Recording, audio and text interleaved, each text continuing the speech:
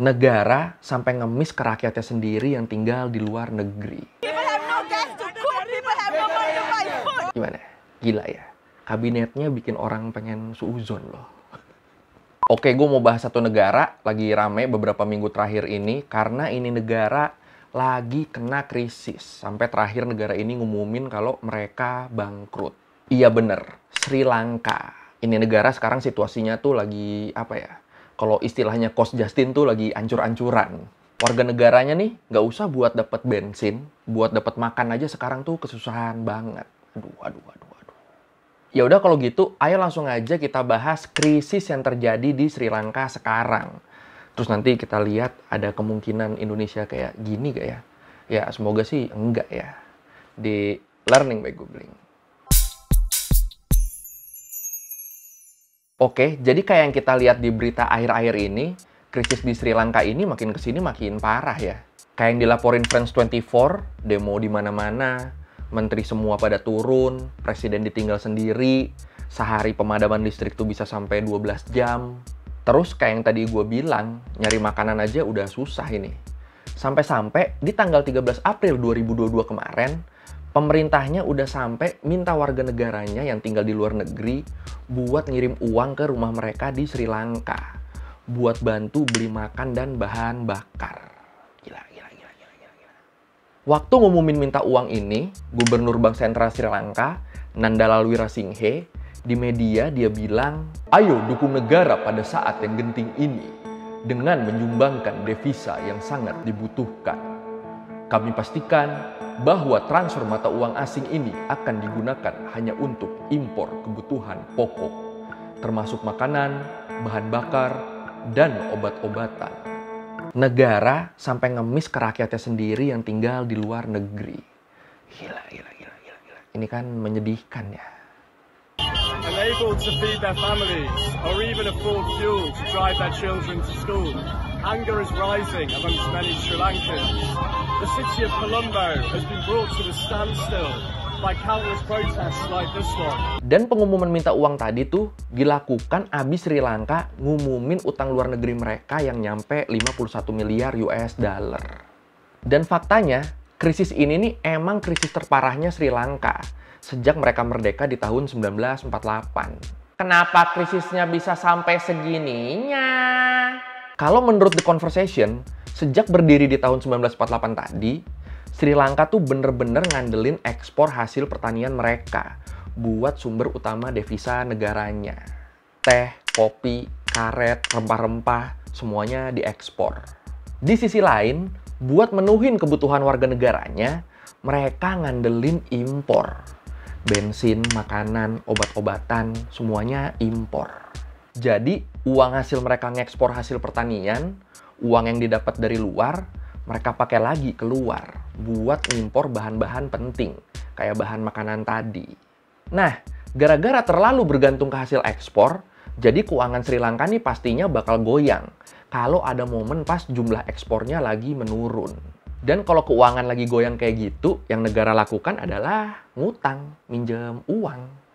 Masalahnya, pas ekonomi mereka lagi goyang di tahun 2019, di 2020 terjadi pandemi.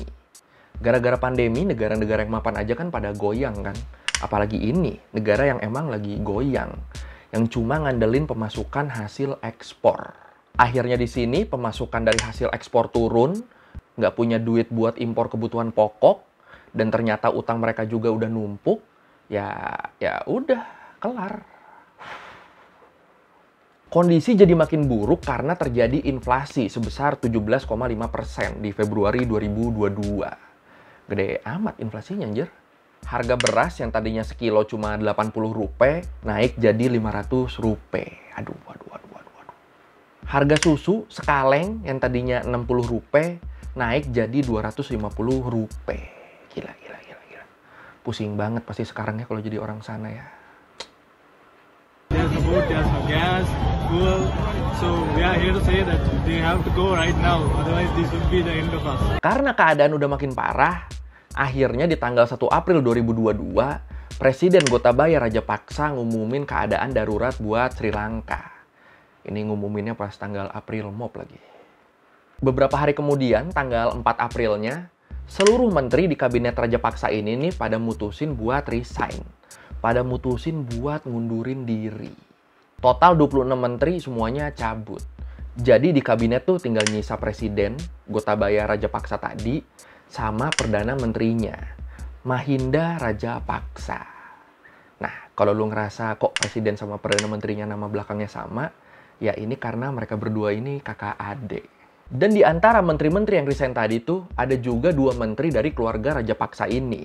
Ada Basil Rajapaksa, adik laki-laki mereka yang jadi menteri keuangan, sama Namal Rajapaksa, menteri pemuda dan olahraga. Kalau yang Namal ini nih, dia nih anaknya Perdana Menteri tadi. Gimana? Gila ya? Kabinetnya bikin orang pengen suuzon loh. Nah, abis resign berjamaah, Namal Rajapaksa ini nih sampai nge-tweet di akun Twitternya. Dia bilang, "Saya harap keputusan ini bisa membantu Presiden dan Perdana Menteri untuk membangun stabilitas bagi rakyat dan pemerintah." Ya kalau cuma nyisa 2 gitu gimana mau stabil ya. Abis ditinggal resign berjamaah, besoknya tanggal 5 April 2022, Presiden malah nyabut status keadaan darurat di Sri Lanka.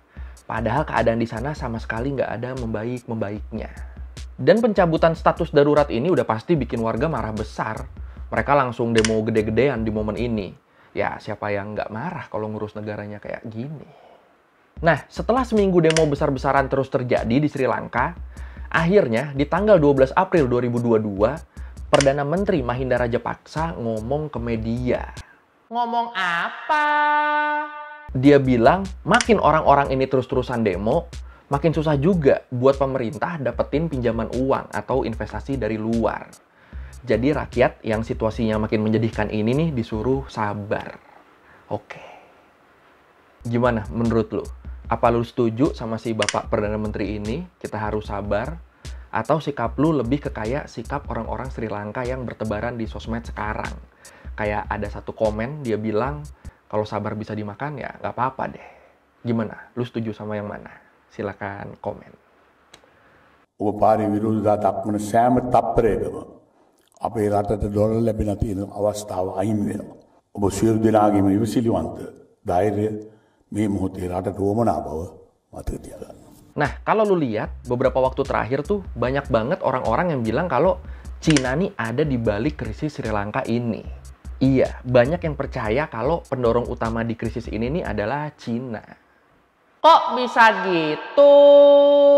Jadi, kalau menurut The Print, waktu Sri Lanka kelihatan udah mulai goyang di tahun 2012, Cina ngebaca situasi ini.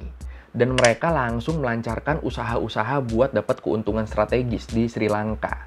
Sekaligus bisa dibilang menyandra perekonomian Sri Lanka. Yang gini-gini nih biasa disebutnya diplomasi jebakan hutang. Jadi si negara pemberi hutang ini nih minjemin duit biar mereka punya pengaruh politik di negara yang ngutang. Terdengar busuk ya. Masih menurut The Print, sejak saat itu Cina jadi terlibat dalam lebih dari 50 proyek di Sri Lanka. Dan salah satunya adalah proyek di Pelabuhan Hambantota.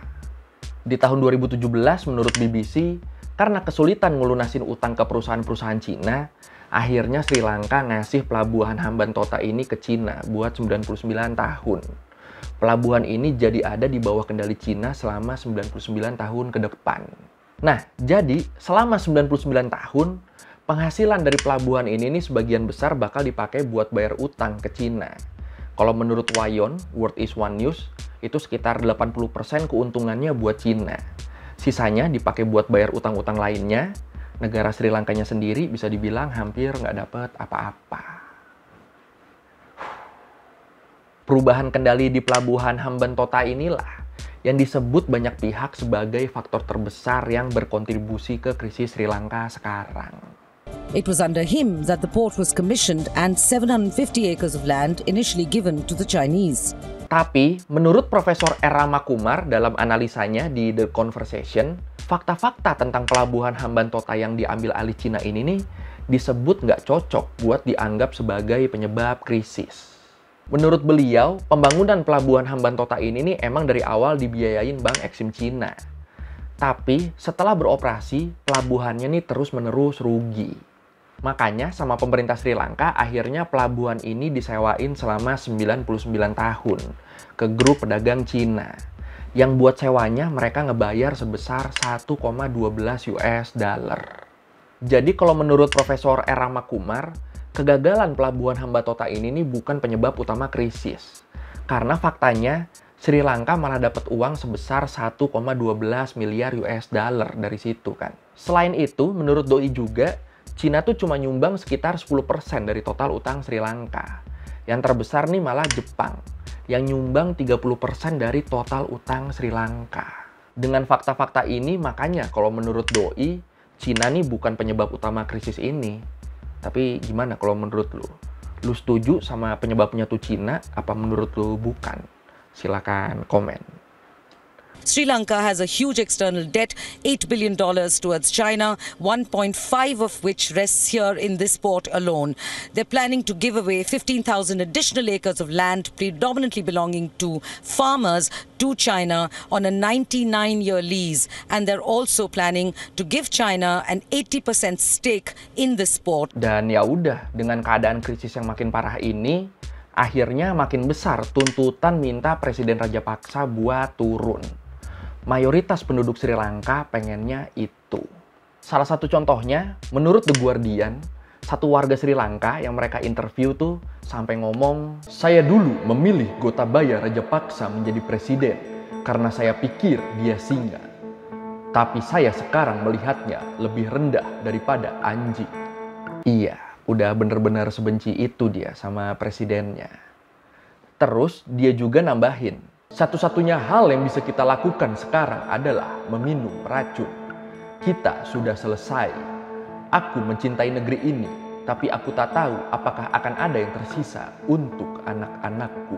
Duh, kasihan ya. Berasa putus asanya ya. Ya, sekali lagi emang dampak krisis ini nih nggak main-main ya. Selain makanan susah dan lain-lain yang tadi gue sebut di awal, ujian sekolah juga sampai dibatalin. Selain itu, koran-koran juga pada nggak bisa terbit. Kenapa bisa gitu? Karena buat ujian kan butuh nyetak soal di kertas ya. Koran juga sama. Nah, ini lagi krisis, harga kertas naik, pemerintah sama media-media lokal nggak mampu beli kertas. Akhirnya ya udah di-cancel semua. Iya, sampai segitunya ini krisis. Sekarang juga peringatan bencana kelaparan buat sekitar 22 juta populasi Sri Lanka udah mulai dikeluarin. Di lampu merah juga sekarang tuh dijaga polisi. Soalnya lampu merah di sana udah pada mati. Jadi ngatur jalannya, ngatur lalu lintasnya tuh manual. Wow, gila. Berasa chaos banget ya. Terus masalah pemerintah yang minta uang ke warga negaranya yang tinggal di luar negeri tadi tuh, itu juga tetap banyak dari mereka yang ragu buat ngirim uang. Contohnya kayak salah satu dokter berkewarganegaraan Sri Lanka yang tinggal di Australia. Si dokter ini bilang ke AFP, katanya, "Kami tidak keberatan menolong saudara kami di Sri Lanka, tapi kami tidak bisa mempercayakan uang kami ke pemerintah Sri Lanka." Kalau udah nggak ada yang percaya gini sih emang harusnya mundur semua ya. Kalau menurut lu gimana? Langkah keluar dari krisis ini nih harus mulai dari mana? Silakan komen. So we are here behalf of Sri Lanka, the entire nation. So we are facing so many crises. We have no money, people are struggling, people have no food, people have nothing, people have no gas to cook, people have no money to buy food. So this has to stop. Something has to change in this country. So we are here to make that change. And we will fight until this thing changes. Gotabaya has to go home. Oke, sekian Learning by Googling kali ini tentang krisis yang lagi terjadi di Sri Lanka sekarang. Semoga cepat selesai ya krisisnya ya. Terus kalau menurut lu gimana? Apakah ada kemungkinan Indonesia bakal mengalami krisis kayak gini? Karena gue sempat baca, utang Sri Lanka itu ternyata cuma sekian persennya dari utang Indonesia loh. Aduh, ngeri. Kalau lu mau revisi kali gue udah salah, atau lu mau nanya, atau lu mau nambahin yang gak ada di video, bisa lu tulis di komen. Kita diskusi di situ kayak biasa.